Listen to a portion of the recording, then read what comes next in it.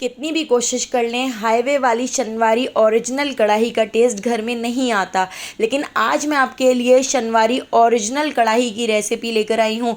इतनी ज़्यादा मज़ेदार बनती है कि आप हाईवे से कढ़ाई लेना छोड़ देंगे और अपने घर की हर दावत में आप इस मज़ेदार सी ओरिजिनल शनवारी कढ़ाई को बनाएंगे। तो चलिए इसकी रेसिपी को देख लेते हैं। ओरिजिनल शनवारी कढ़ाई बनाने के लिए एक कढ़ाई के अंदर मैंने 3 टेबल स्पून के करीब ऑयल ऐड कर दिया है। ऑयल को गर्म करने के बाद इसके अंदर हमने ऐड कर दिया है 500 ग्राम मटन का गोश्त। मैं इस कढ़ाई को मटन में बना रही हूँ, आप इसी रेसिपी से चिकन में भी इस कढ़ाई को बना के तैयार कर सकते हैं। मटन के गोश्त में थोड़ी सी स्मेल होती है तो हमने ऑयल में पहले इसको फ्राई करना है। हाफ टी स्पून नमक ऐड कर दिया है और 1 टेबल स्पून लहसुन अदरक का पेस्ट ऐड करके हम इसको भून लेते हैं ताकि इसकी जितनी भी स्मेल होगी वो ख़त्म हो जाएगी। तो हमने अभी बिल्कुल भी कोई दूसरे मसाले, प्याज, टमाटर कुछ भी ऐड नहीं करना है। बस हमने नमक और लहसुन अदरक के साथ गोश्त को हल्का सा इस तरह से फ्राई कर लेना है। आप देख सकते हैं मटन का जो कलर है वो भी चेंज हो चुका है और अच्छी तरह से मैंने इसको भून लिया है। अब मैं इसके अंदर 2 गिलास के करीब पानी ऐड कर देती हूँ।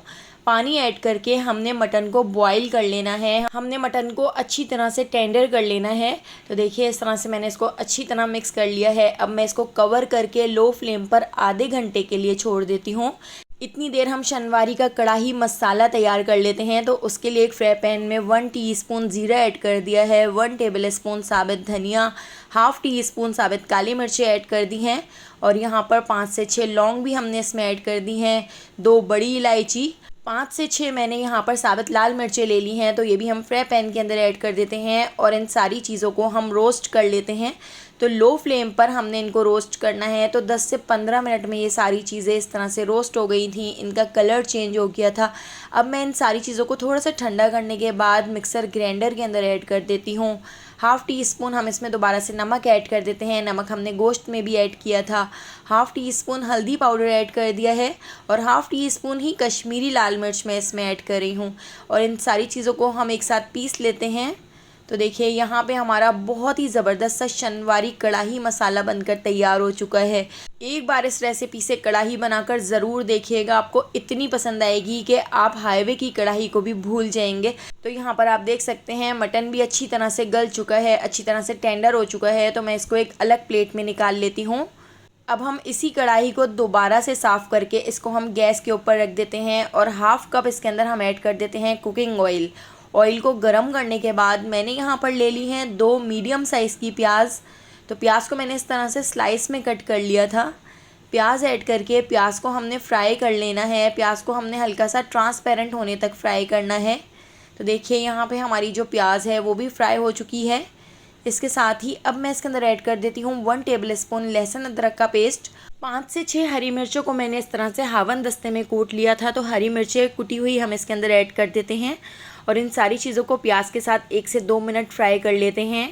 तो दोस्तों यहाँ पर मैं आपको याद दिलाती चलूँ, अगर आपको मेरी कढ़ाई की रेसिपी अच्छी लग रही है तो लाइक करना बिल्कुल भी मत भूलिएगा और अगर रेसिपी अच्छी नहीं लग रही है तो आप इसको डिसलाइक भी कर सकते हैं। तो देखिए यहाँ पर मैंने 4 बड़े साइज़ के टमाटर ले लिए थे। टमाटरों को मैंने इस तरह से 4 हिस्सों में कट कर लिया था। तो टमाटर हमने इस तरह से इसमें ऐड कर दिए हैं। टमाटरों को भी हमने मिक्स कर लिया है। अब टमाटरों को हमने अच्छी तरह से भून लेना है। इसमें मैंने थोड़ा सा पानी ऐड कर दिया है ताकि मसाला नीचे लगे ना। तो इस तरह से पानी ऐड करके अब मैं इसको कवर करके लो फ्लेम पर 15 मिनट के लिए छोड़ देती हूँ ताकि टमाटर थोड़े से सॉफ्ट हो जाएं।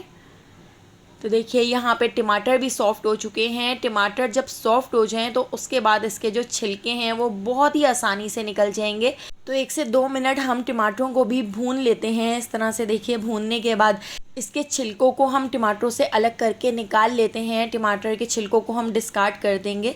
तो देखिए बहुत ही आसानी से इसके छिलके निकल रहे हैं। तो जितने छिलके निकल सकें आप उतने छिलके इस तरह से चमचे से हटा दें, इस तरह से निकाल दें। इस तरह से इसका जो मसाला है वो बहुत ही अच्छा बनेगा। तो देखिए सारे छिलकों को बिल्कुल इसी तरह से मैंने निकाल लिया था। टमाटर और अच्छी तरह से गल जाएं तो उसके लिए मैंने इसके अंदर थोड़ा सा नमक ऐड कर दिया है। नमक हमने गोश्त में भी ऐड किया था और नमक हमने कढ़ाई मसाले में भी ऐड किया था। तो आप नमक अपने टेस्ट के हिसाब से तीनों चीज़ों में बैलेंस करके ऐड कर सकते हैं। तो बस अब हमने इस मसाले को बहुत अच्छी तरह से भून लेना है। इतना भून लेना है कि इसका पानी खुश्क हो जाए और साइडों से ऑयल नज़र आने लगे। तो ये मसाला नीचे चिपकने लगा लगा था तो मैंने थोड़ा सा पानी इसके अंदर और ऐड कर दिया है और इसको कवर करके लो फ्लेम पर 10 से 15 मिनट के लिए दोबारा से छोड़ दिया है। इस तरह से जो भी हमारी प्याज और टमाटर थे वो अच्छी तरह से इसमें घुल चुके हैं। और इसके साथ ही अब मैं इसके अंदर ऐड कर देती हूँ मटन जो हमने बॉईल कर लिया था। मटन ऐड करके मटन को भी हम इसके अंदर अच्छी तरह से मिक्स कर लेते हैं। तो अब मटन के साथ भी हम इसको 2 से 3 मिनट भून लेते हैं। और अगर आपको थोड़े थोड़े से टमाटर इस तरह से मोटे मोटे नज़र आएँ तो चमचे से आप इस तरह से इसको मैश कर लें। इसके अंदर मैंने थोड़ा सा पानी ऐड कर दिया है। पानी ऐड करके इसको मिक्स करके इसको 5 मिनट के लिए कवर करके छोड़ देते हैं ताकि साइडों से ऑयल ऊपर आ जाए। तो देखिए इस तरह से अब हम आखिर में इसके अंदर ऐड करेंगे ये कढ़ाई मसाला, क्योंकि ये सारे मसाले भुने हुए हैं। तो इस तरह से कढ़ाई मसाला ऐड करके इसको हम अच्छी तरह से मिक्स कर लेते हैं। अब हमने इसको ज़्यादा नहीं पकाना है, क्योंकि अगर हमने इसको ज़्यादा पकाया तो कढ़ाई का कलर काफ़ी डार्क हो जाएगा। तो इस तरह से मसाला ऐड करके इसको हमने अच्छी तरह से मिक्स कर लिया है। इसके साथ ही अब हम इसके अंदर ऐड कर देते हैं इस तरह से लंबाई में कटी हुई हरी मिर्चें, जूलियन साइज़ में कटा हुआ अदरक भी हमने इसके अंदर ऐड कर दिया है और हरा धनिया भी बारीक कटा हुआ हमने इसमें ऐड कर दिया है और इसको अच्छी तरह से मिक्स कर लिया है। 5 से 10 मिनट के लिए लो फ्लेम पर छोड़ दिया था ताकि सरफेस पर ऑयल आ जाए। तो देखिए यहाँ पे हमारी बहुत ही टेस्टी, बहुत ही मज़ेदार ओरिजिनल मटन शनवारी कढ़ाई बनकर तैयार हो चुकी है।